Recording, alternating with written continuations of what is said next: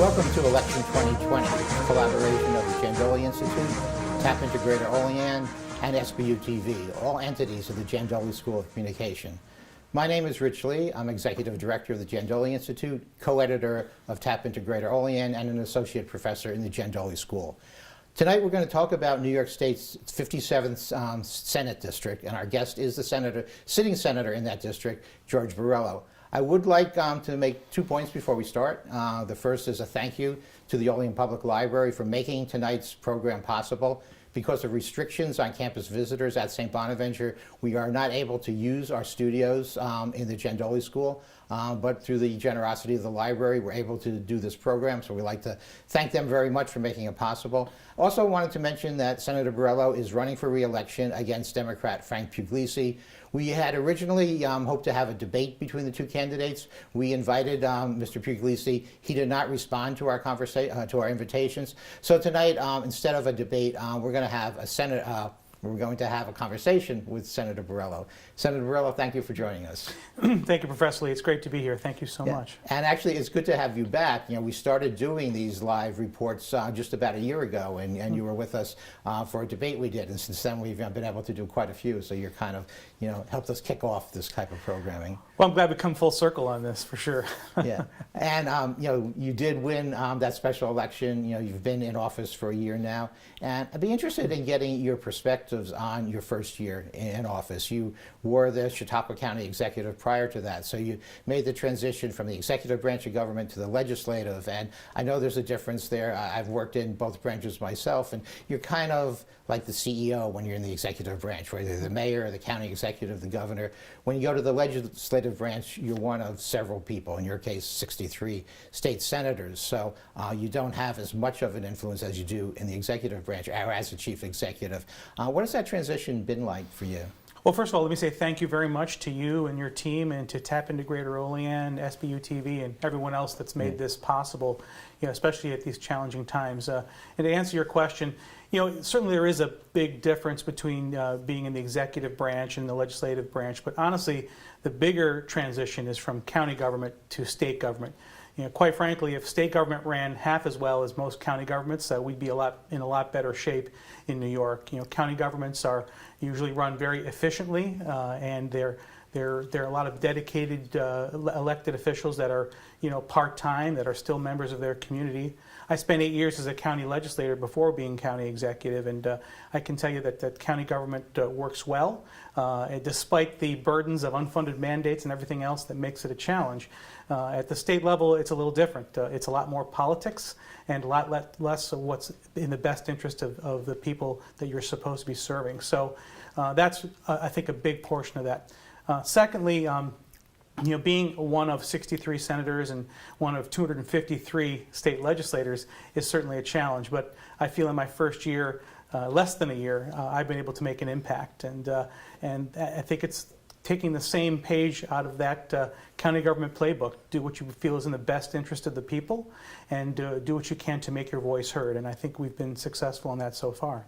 Okay. I do want to ask you about, your accomplishments during that first year, but I want to go back to your point about county governments, which I think is an excellent point. It's often kind of the overlooked level of government. I know when I, worked in New Jersey, oftentimes people would say, let's abolish county government. We don't need that level. It's more bureaucracy. But in some ways, as you pointed out, it is more efficient. Instead of having 23 separate health departments, you can have one county health department. Can you talk a bit about, why you feel county government is, so efficient? Well, I think in rural areas especially, county government is important. Let's face it, right now in this pandemic, it's our county health departments that are at the tip of the spear here, and they are the ones that are handling these situations. I think county governments are kind of in that in-between. If you look at village and town governments, again, largely run by volunteers, that are volunteering their time for the most part, and it's getting more and more difficult to recruit people to run for those positions. It makes it very challenging.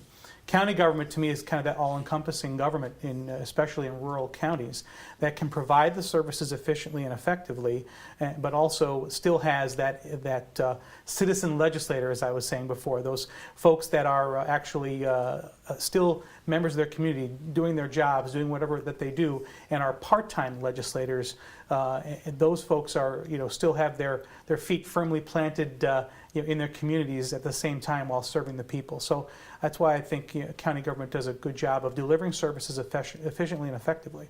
Yeah, and as you said, when you get to the state level, the political aspects are a bit stronger. So in your first year, and you're in the minority, talk about some of the things you've been able to maybe accomplish as a minority member of the legislature and how you've done that. Sure. Well, first of all, let me say this, that I have, for the most part, I was prepared for the worst in Albany, and I will say that people overall have been nice, and they have been trying to work together on a one-on-one basis. So I'll start with that. Secondly, the same thing I did when I was in county government was to find something that's important to myself and my constituents and then go after that. We started off first with addressing the disastrous so-called bail reform laws. I was made the chairman of the repeal bail reform task force by our conference, and we did what needed to be done, which was to listen to those folks who were ignored in the original bail reform legislation. People in law enforcement, people that dealt with victims and victim services, people that were involved in addiction services, and everything else that was ignored almost completely by those that drafted this highly political bail reform law. So I was proud to be the voice for those people, and the people that are on the front lines in law enforcement, on the front lines of dealing with folks that have been victimized. And in the end, we were able to bring their voices forward, and in the budget process, we did begin to see some reforms. So I'm proud to have taken a leadership role in that. We went on to of course, the pandemic and other issues surrounding that, and the restart of our economy. The governor back in early April was saying that we were going to lock down the state altogether, and we were all going to reopen together at the same time. Myself and Assemblyman Andy Goodell put together a plan, the Restart New York plan, which was a step-by-step regional plan that we presented to the governor's office and to the folks that he had put in charge of restarting New York's economy. And ultimately, although we didn't get credit for it, that was the framework that was used for the restart of New York's economy. So once again, using that get it done type formula that we used in county government. I have, in my short period of time, been engaged in a lot of debates. I've worked hard to get legislation passed, and as a freshman legislator with barely a year under my belt, I have 9 pieces of legislation that have passed, second most in my conference, even though I'm literally the newest guy on the block. So I'm proud to have worked hard for the people of this district and for the people of New York in general. Okay. Now, we have an election coming up, and of course a lot of people have voted already. Yes. So we don't know the outcome, but presuming that you do win, you're going to have some significant challenges going back. I mean, it's always a challenge starting a new year. There's always a budget to balance, but this year, because of COVID, things are going to be so much more difficult. Can you talk about what you think the priorities are going to be for the state when the new legislative term begins? Well, I think the budget gap has to be dealt with. Keep in mind that we had more than a $6.5 billion budget deficit in New York State before COVID. Now that estimate is somewhere between $13 to $15 billion. And revenue is certainly a challenge, but in my opinion, New York State doesn't have a revenue problem so much as it has a spending problem. And that's evidenced by a lot of wasteful spending. And without going into all those details at the moment, I think we will have to deal with this budget deficit. The governor has certainly demanded a bailout from the federal government, and I do believe that New York State deserves money from the federal government. We send a lot of money to Washington, D.C. At the same time, he's received billions of dollars, much of which he's still not allocated. So it's hard to ask for more when you haven't used and utilized and deployed the Emergency CARES Act funding that he was already given. So he has a challenge there in trying to convince Washington for that bailout. So while I feel we should get it and we should still advocate for it, we have to look towards how do we run a leaner, more efficient government. And that's where I believe that the billions of dollars of waste, fraud, and abuse that we have in our system and in our budget needs to be addressed. And by the way, those are not my words. Those are the words of our state comptroller, Thomas DiNapoli. He's used the exact words, billions of dollars of waste, fraud, and abuse in New York State government. Now is the time to address that. We can no longer afford those inefficiencies. Okay. And of course, we don't know who's going to be in Washington. So that's going to be another Yes. thing to factor in there. So I've been talking with Senator George Borrello. This is Rich Lee hosting tonight's program on the 57th State Senate District. We're going to take a short break, and when we're back, my colleague Megan Hall is going to be here to continue this discussion.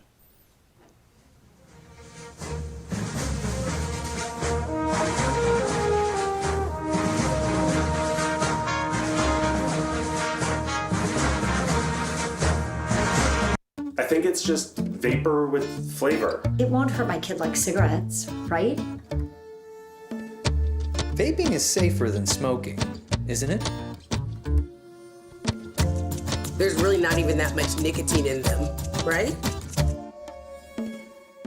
My kid? My kid Knows it's dangerous. Get your head out of the cloud. Today, nearly 8,000 kids will start vaping, maybe even yours. Learn about the dangers at talkaboutvaping.org.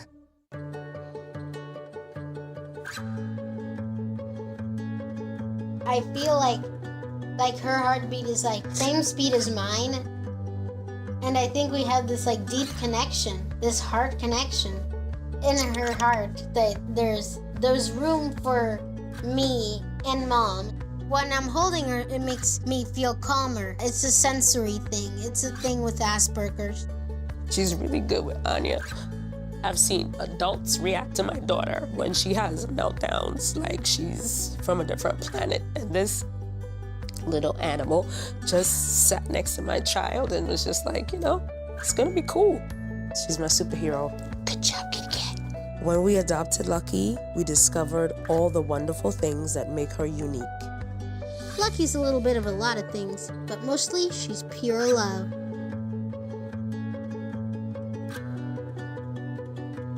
What's the best way to pick the right college? Use your head and make a practical choice based on cost and academics? Or follow your heart to a place that just feels right? At St. Bonaventure, you can do both. Here, you'll join a unique community that celebrates individuality, meet professors as passionate about people as they are about learning, and form lifelong connections without a lifetime of debt. Come see for yourself why St. Bonaventure isn't just a special place, it's a smart choice. Do it for your roommates. Do it for your teachers. Do it for your crush. When it comes to wearing a mask, staying 6 feet apart, and avoiding large gatherings, do it for everyone in your life. Together, we can keep COVID-19 out of school.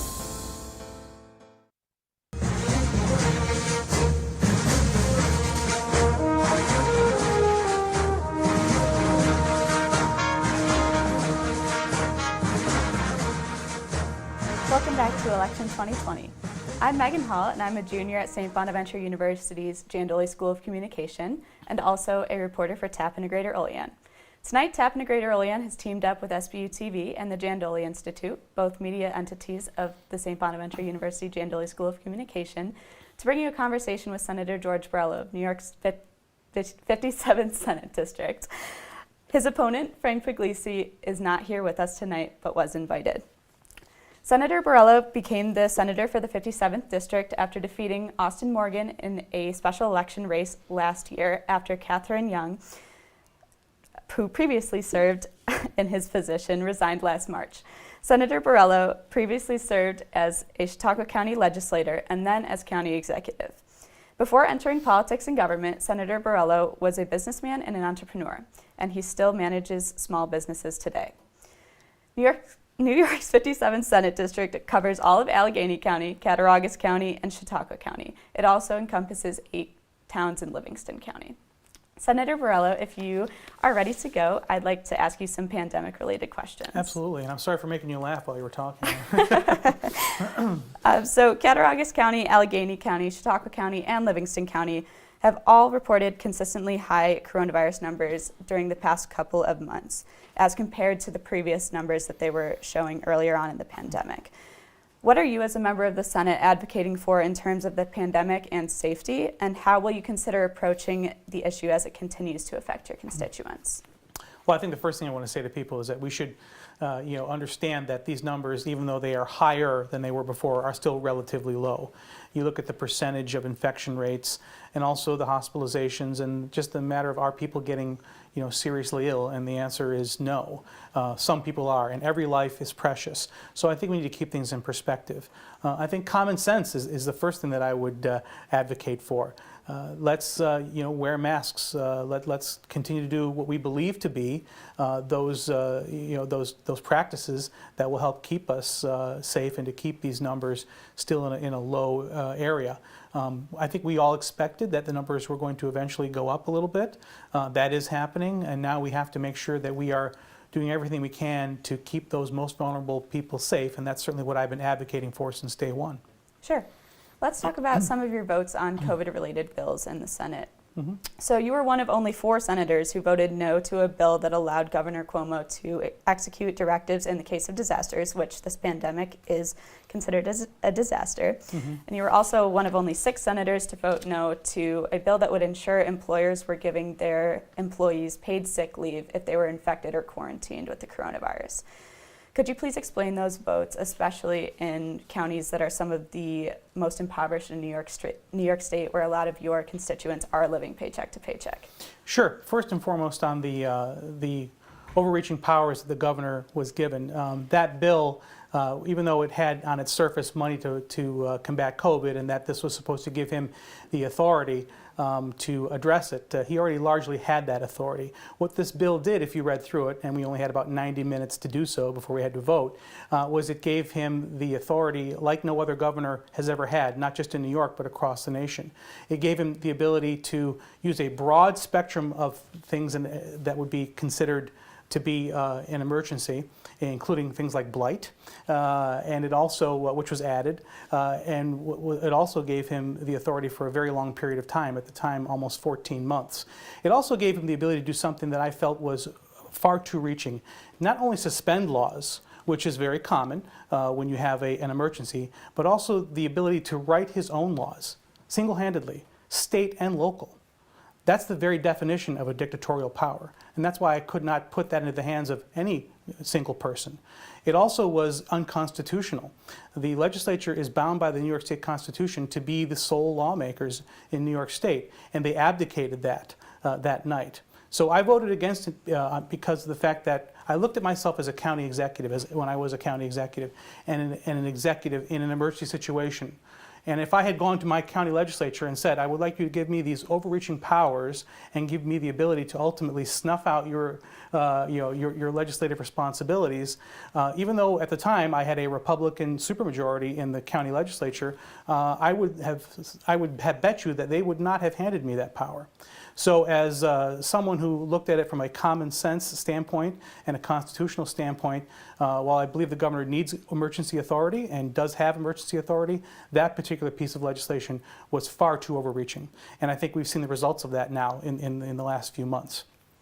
So that's that one. The second one you had asked me about was about the paid family leave and the Leave Act. That act was also rushed through. Number one, there was already a federal package that was on the way that the legislature had ignored.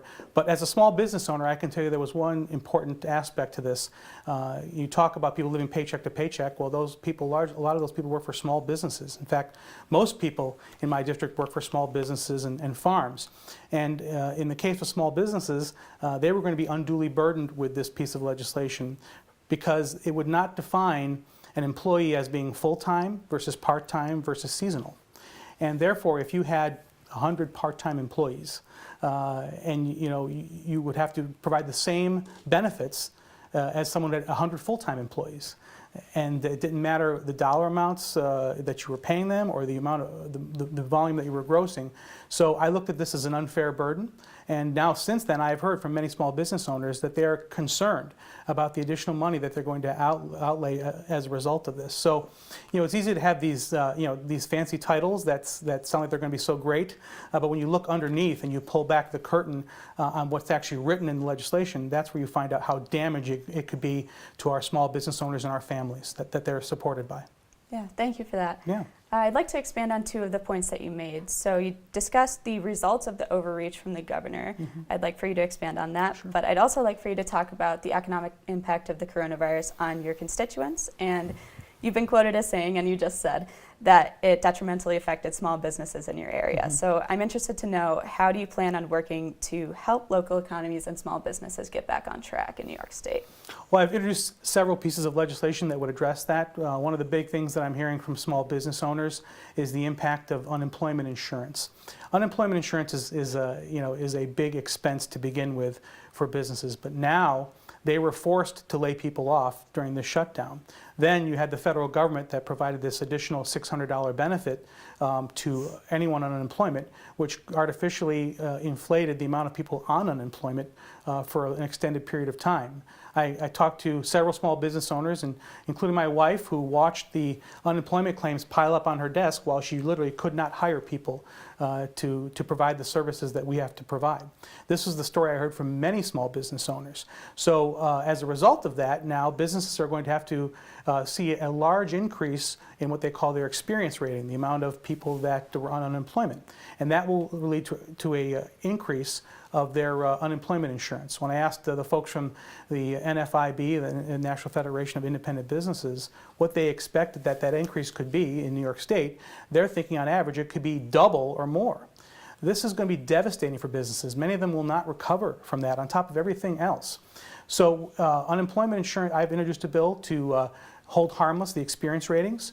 It has also, there have been other bills, even from my friends on the other side of the aisle, to do this. It has largely been ignored at this moment. In fact, most relief for small business has been ignored in the few times the state legislature has met since the pandemic. But now we're getting some action. We had a hearing recently to discuss this, and the chairman of the Commerce and Economic Development Committee, Senate Committee, admitted that this is an issue, and while on the record, we were able to talk, and now she's committed that she's going to help us do something about this. So again, trying to work with as many folks as possible, I'm hoping we can bring that kind of relief. In general, during the pandemic, we worked very hard to try and help businesses that were struggling and to reopen, many of which faced an unfair reopening process. Some of them saw their competitors that were given the ability to reopen by the governor's office while they could not. And had one situation where a business said that their competitor called them and offered to buy their raw materials from them because they were allowed to reopen and they were given an exemption while this particular company was not. So dealing with that on a daily basis, along with dealing with more than 2,500 cases of unemployment insurance issues, was a full-time job for myself and my team.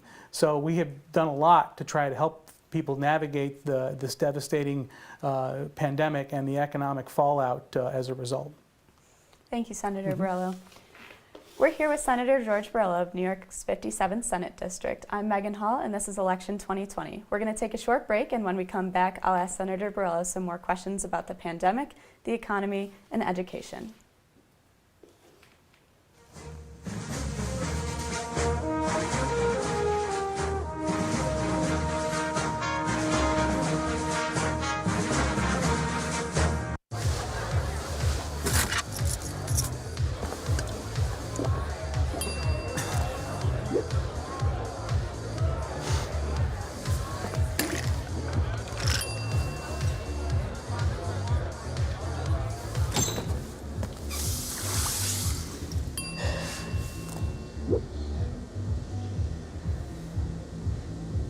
If you need to do something to feel okay to drive, you're not okay to drive. Don't drive buzzed. Because the fight isn't over yet. You will see me choose to protect my community by wearing a face cover. And even with my face covered, you will see me. As a son. As a man with a never quit attitude. As a fighter for change. Join me in wearing a face cover. To help stop the spread of the coronavirus. Because this is one small act of kindness that has the power to make a big difference. Roll over. Chance high five. All right. When you adopt a shelter pet, you discover all the things that make them unique. And your mother and... I am totally a hat person. Right, guys? Thanks for being honest. They're a little bit of a lot of things, but they're all pure love. Adopt pure love at theshelterpetproject.org. The census is when we count every person in each home in every neighborhood. Do kids count? We all count, especially kids and babies. Make your family count! Count all the kids living in your home. Visit 2020census.com.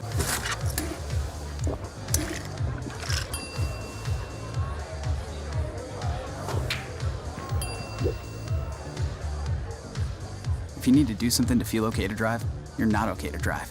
Don't drive buzzed. I work out every day.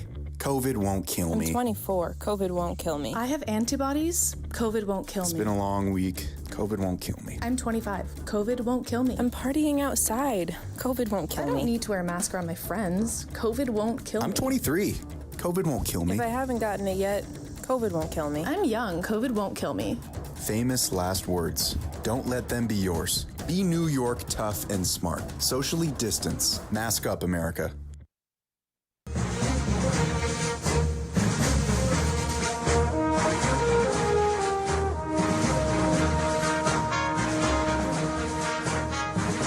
Welcome back to Election 2020 with TAP in Greater Olean, SBU-TV, and the Jan Doley Institute. I'm Megan Hall, and I'm here with George Borrello, Senator for New York's 57th Senate District. I'd like to go back to asking you some questions, if you don't mind. Sure. So earlier you had talked about how many farm families reside in your district, and I know that you introduced a bill to freeze the 60-hour overtime threshold for farmers until 2024. Could you please talk about the impact the virus has had on your farm worker constituents, and also explain the need for this delay? Well, one thing this pandemic has taught us is how fragile our food security is, and basically our food supply chain is here in New York State and throughout the nation. And so that's had an impact on our farmers. You had farmers dumping milk during this pandemic while shelves were empty because of the fragile nature of that supply chain, getting it from the farm through processing and ultimately into the stores. So that has had an impact on our farmers. Also, on top of that, they've suffered the same thing that everyone else suffered that was in business, and that was a workforce issue. So the fluctuation in the availability of workforce also had a negative impact on them. Like everything else, they also suffered from changes in prices on things and the availability of certain basic supplies that they needed in order to function. So this has been a difficult year for our farmers, and our farmers were already struggling, particularly here in New York State, where the cost of doing business for them, the base cost of doing business as a farmer, is more than double the national average. So you add that to all the stressors, and agriculture, which is still the #1 industry in my district and throughout most of the state, is under a lot of stress, and we need to do what we can to make sure that we have food that is safe, fresh, and local, and that starts by supporting our local farmers. Thank you. Mm-hmm. So another big issue that you've been active about in the news is internet broadband access. Mm-hmm. So I'd like to talk to you a little bit about that. So as we know, the pandemic has led to many students from elementary school all the way up through college to learn remotely. So you helped introduce a bill to repeal what you call the fiber tax. Mm-hmm. Could you please talk about how you expect that to affect your constituents and how you would work on this issue going forward if you're reelected? Well, first of all, broadband was already probably the #1 issue that I'd heard about prior to the pandemic. And it went from being an urgent issue to a crisis now with the lockdown and the fact that so many people now had to work from home that previously had not. Students had to learn from home that previously had not, some of which are doing it 100% of the time, even now, because of the unpredictable nature of the infection rates. So this is an issue that has now exacerbated how bad our broadband connections are here. Unfortunately, the governor has said that we have 98% coverage throughout New York State of broadband. Well, unless that entire 2% is in my district, I don't think that number is correct. And in fact, it's not. If you look at other sources, they're saying it's only around 50 to 60%. So add to that the fact that the governor committed back in 2015 over $500 million in the Broadband for All program to expand broadband, which was a good start. But then last year, or 2019, the broadband tax on fiber that I was talking about was put into place. And this was brought to my attention by service providers, people that are out there trying to expand broadband to homes and businesses throughout rural Western New York and upstate New York. And they told us that this tax on fiber, which is essentially a tax that's assessed per foot across state rights-of-way, which is where a lot of these, this fiber optic cable is run, that tax, that fee is actually more than what it cost to lay the fiber, to run the fiber. So what it was doing was you took these projects and now they had to start scaling them back, way back, in some cases as much as 60 or 70%. There was a project up in the North Country that was killed altogether as a result of this tax. So they like to make projections about how much revenue will be generated by these things, but they never look at the actual impact to see is this revenue really going to be there? And the answer is no, because projects are being scaled back in order to accommodate for this new tax. It's also wholly unfair because other utilities are not taxed on those rights of way. So whether it's water, sewer, electric, natural gas, they are allowed to run their infrastructure across state rights of way and not pay a tax. When you look at broadband and how critically important it is, especially right now, to me it is as critical as water or sewer and electric. So we need to look at it in the same manner. And as a result, this tax, which is killing projects and reducing the amount of people that have access to high speed, needs to be repealed as soon as possible. Thank you. I'd like to shift gears a little bit. Earlier on in the special, you had talked about the state's budget deficit and how it's climbing and continues to climb due to the pandemic. You said that it sits around $13 to $15 billion. So at the beginning of 2020, Governor Cuomo had said, well, he vowed that marijuana would be legal by the end of 2020. That has obviously been thrown to the wayside because of the coronavirus pandemic, but I know that it still remains as one of his goals. He said that the tax revenue from marijuana, which he estimates would be around $300 million, will help to close the state's budget deficit.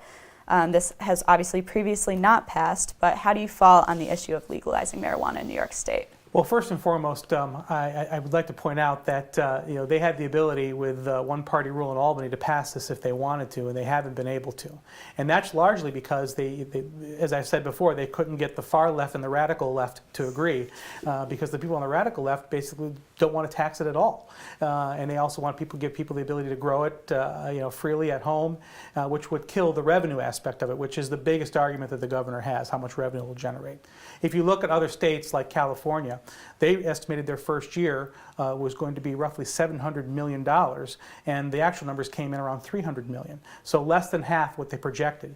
That's because when you decriminalize something, which they have done even here in New York State, it's hard to tell legal marijuana from illegal marijuana, isn't it? So how do you guarantee that the marijuana is actually being taxed and legally grown and distributed and sold? So there's a lot of challenges. When I was still county executive in Chautauqua County, I wrote a letter to the governor about all of the things that they had missed in this proposal to legalize marijuana and the burden that it will be on local government and on law enforcement. And $0 from the $300 million was going to be allocated to the people on the front lines in local government. We're going to be dealing with the legalization of recreational marijuana. There's a lot of issues there. It's just been poorly thought through. First and foremost, if you look at law enforcement, for example, and you can make the argument that alcohol is no different than marijuana. I disagree with that argument, but let's save that for the moment. Well, every single day, every law enforcement official in New York State goes to work with the tools and the training to deal with people driving the vehicle under the influence of alcohol. Not so with drugs. Number one, with marijuana, there is no breathalyzer. It doesn't exist, and the likelihood of it happening anytime in the near future is pretty bleak from what I'm told.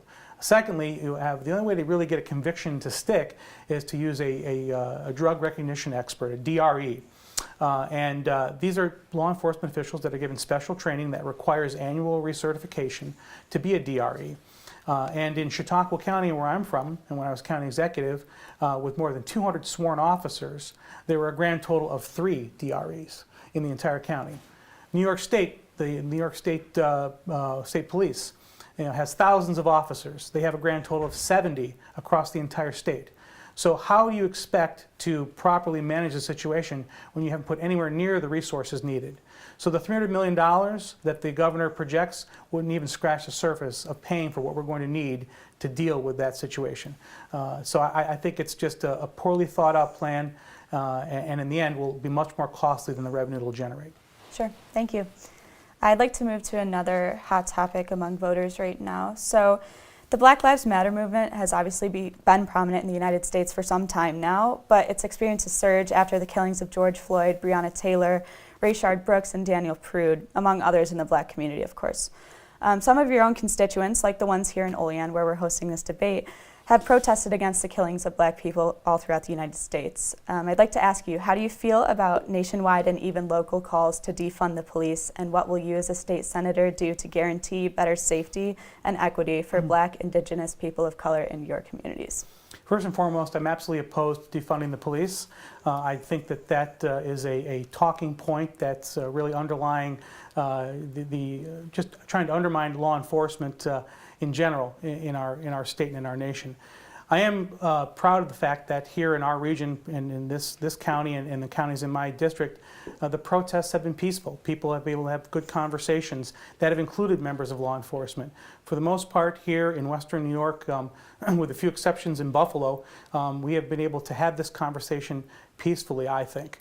That being said, you look at what was going on across the nation, and the calls to defund the police have also been met with violence in these protests, looting and burning of buildings, tearing down statues.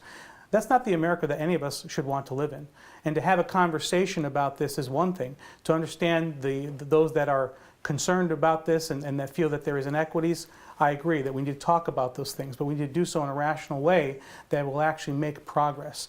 Right now, doing it in a violent way with people that are largely, taking opportunistic actions like looting and other things is not the way to have this conversation. So, for the most part, I believe every single day our law enforcement officials go out there and they do a great job. The vast majority of them are not racist, and I believe that they have the tools and the training that need to be enhanced to ensure that those few bad apples that we do have are addressed. And that's really what we have right now. We have a lack of training and a lack of a civil conversation to ensure that we can make law enforcement effective but also equitable. Thank you. So we're going to take another break. This is Election 2020, and I'm Megan Hall. When we return, my colleague Rich Lee is going to take back over to ask Senator Borrello a few more things about elections, another bill that he proposed, and wrap it up for you. Thanks so much for tuning in, and we'll be right back.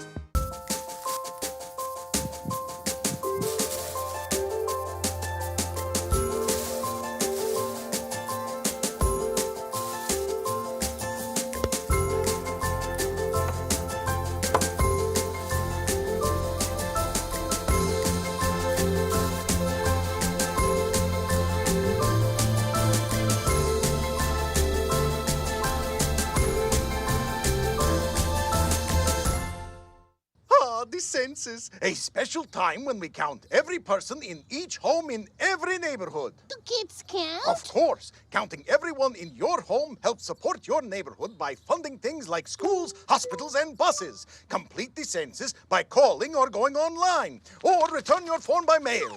It's easy, secure, and most important, it's totally private. Make your family count! This year, make sure every child counts. Visit 2020census.gov. What's the best way to pick the right college? Use your head and make a practical choice based on cost and academics? Or follow your heart to a place that just feels right? At St. Bonaventure, you can do both.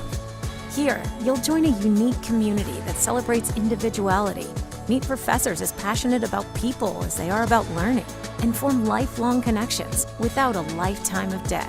Come see for yourself why St. Bonaventure isn't just a special place, it's a smart choice. I don't think that many kids in my son's school even do it. No way. No way. No way. No way. My kid would never vape. Get your head out of the cloud. Talk to your kid about vaping. Visit talkaboutvaping.org.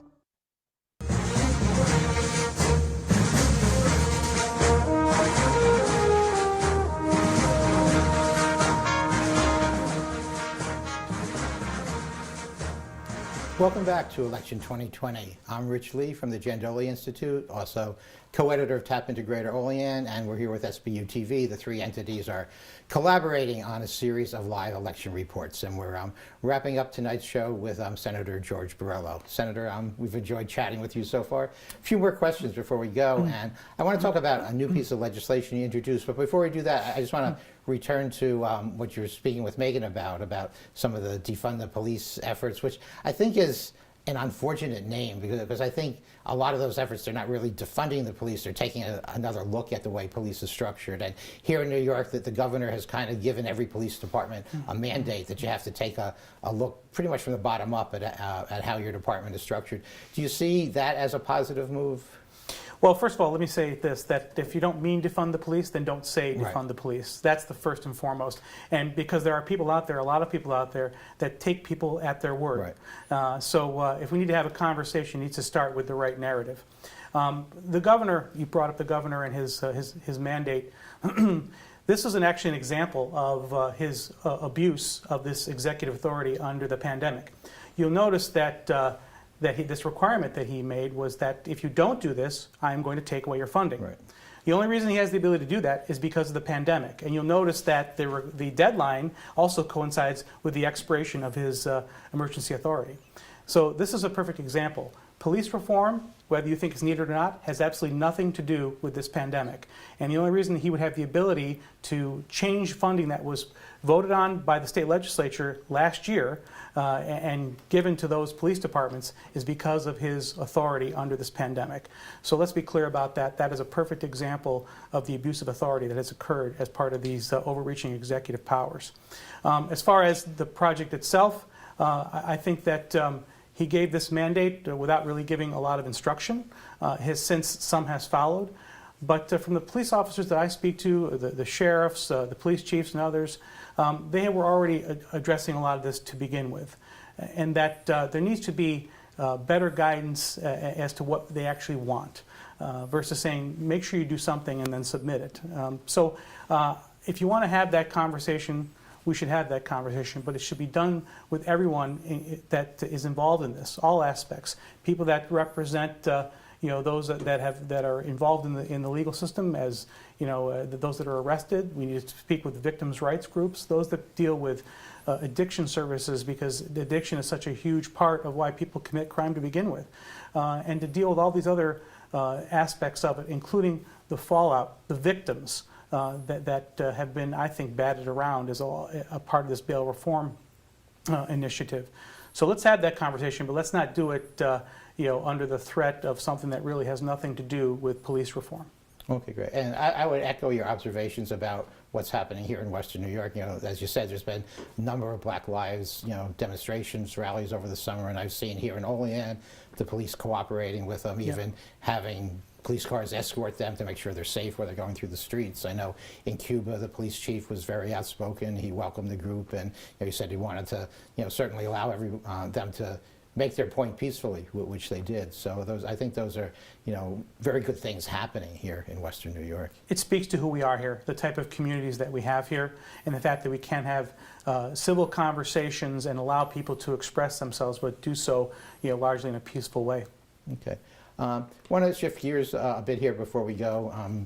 There is a national election at the top of the ticket, which has been dominating the news cycle, and it seems like every 4 years we start talking about the Electoral College, and is it outdated, is it fair? And you and one of your colleagues recently introduced a bill that would change the way that New York State's electoral votes are allocated, if I understand it correctly. Can you explain what that bill would do and what your rationale was behind it? Sure. First and foremost, I want people to understand that this will not happen for this election. I actually had somebody contact me today that thought this was going to happen immediately. And so in New York State and in most states, it's a winner-take-all situation with the electoral votes.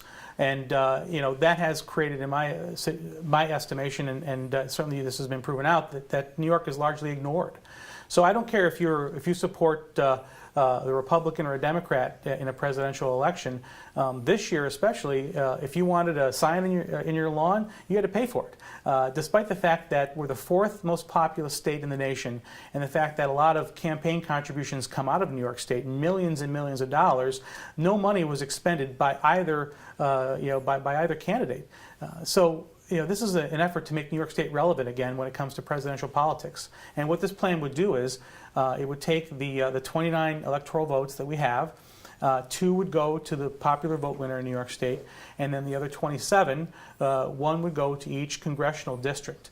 And then that electoral college vote would go to the winner in that congressional district. This is done in Maine and Nebraska. You'll see that if you look at the last 2 cycles, that they split the votes in Maine and Nebraska. And the fact that despite those states only have a handful of electoral votes, both this cycle and the previous cycle, both candidates spent time there because they wanted to get those votes. So I think it's a fair way to allocate this, and it makes New York State really relevant again in presidential politics, and I think it's something that could be adopted across the nation. I believe that we need the Electoral College. We are a union of states, and each state needs to have a voice in who represents the union as president. If we go to a national popular vote, it will do exactly what the Founding Fathers feared, which is to concentrate the power to elect a president in a handful of the most populous cities in our nation. And that is exactly what they did not want to happen, and for good reason. So I think this is a common sense solution that still respects the electoral college system, but also gives more say based on a regional basis in each state. Yeah, and as you said, there's precedent for it in those 2 states. Yes. In reality, how likely do you think it is to get passed, being that you're in the minority, and what incentive is there for Democrats to change the system since it seems to work to their advantage? Well, they're actually, if you go to a website, I think it's get270.org or something. I can't remember what it's called. And you plug in, they actually show you those systems. You'll see that in this case, the electoral votes would change, I believe, in the last election in favor of Hillary Clinton if you did this nationally. So the question is, what would people in New York State, which is solidly Democrat, want to do this for? I think because you want to have that say. And you're still going to get those votes in those populated areas, in those congressional districts, to go the way that you want. But let's face it, we are ignored not only in the presidential process, but look at right now. New York State has been ignored in getting resources, many would say, that they need. Although I believe in the pandemic we did get a lot of resources from the federal government. But if you believe that we haven't gotten enough, then you can look at the fact that we're not even an afterthought when it comes to presidential politics. Yeah, I usually teach an elections course every fall, and there's a map that I use. It's from a couple of presidential elections ago, but one will show you all the states that the candidates visited, and then one will show where all the money came from, and it's almost the same identical map. So, yeah. Yes, exactly. I think 70% of presidential campaign events took place in only 6 states this year. Yeah. So that tells you something. Yeah. Let's, not totally shift gears, but look at the makeup of New York State, where it is a very unusual makeup. You have a high concentration of people in the New York City, the metropolitan area, which tend to be a strong Democratic area. The rest of the state, is more conservative. Republicans do better there.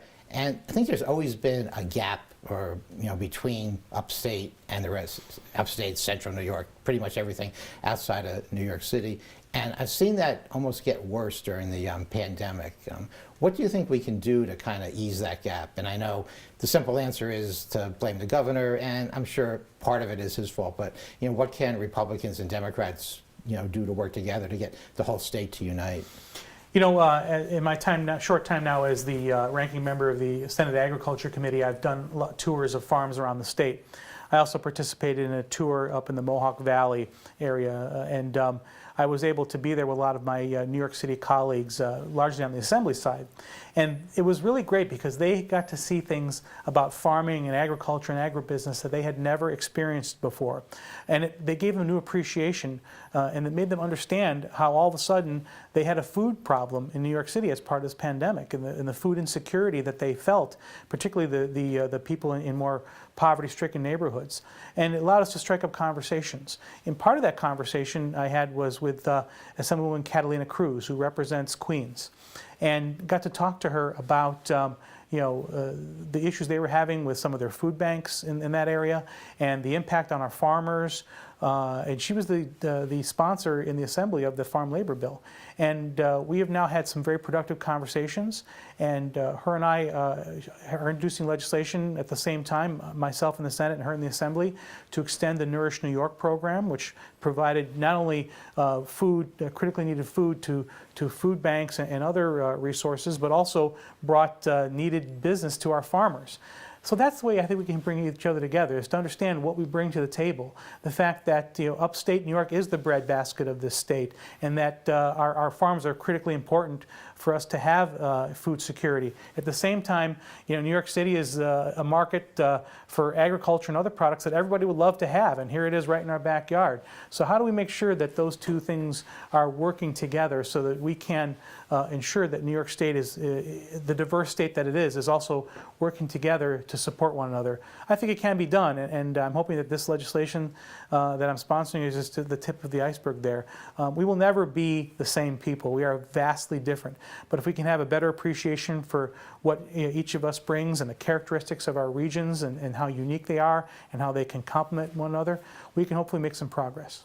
Okay, yeah, it's really great to hear those conversations are going on. I want to thank you for joining us today, for answering our questions. We've been firing questions at you for the last 20 minutes or so, so we're going to give you a chance to have a final say, and so you have about 2 minutes if you'd like to end up with some comments. Sure. Well, first of all, thank you very much again. Thank you to Tap Into Greater Olean, SBU-TV, the Olean Public Library, and everyone else on your team that has done this.